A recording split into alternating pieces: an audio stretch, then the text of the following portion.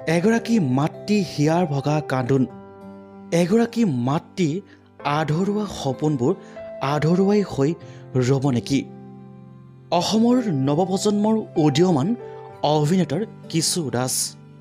মিৰ্জাত জন্মগ্ৰহণ কৰা kishoreDas সৰুৰে পৰা অভিনয় কৰি খুবেই বেছি ভাল পাইছিল।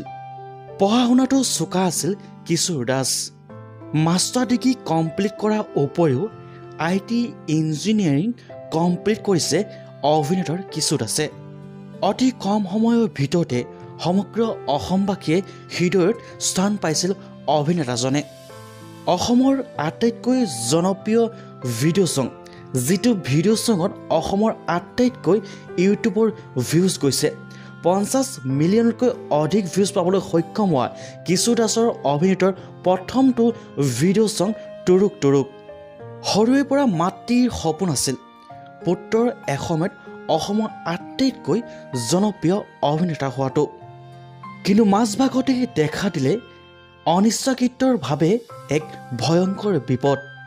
সঁচাকৈ kishoreDasৰ মাতৃৰ সপোনটো পূৰণ হ'বনে, নে চিৰদিনৰ বাবে আধৰুৱা হৈ ৰ'ব?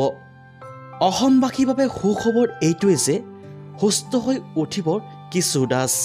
kishoreDasৰ মাতৃৰ সপোনটো পূৰণ হওক, তাকে আমি কামনা কৰিলোঁ।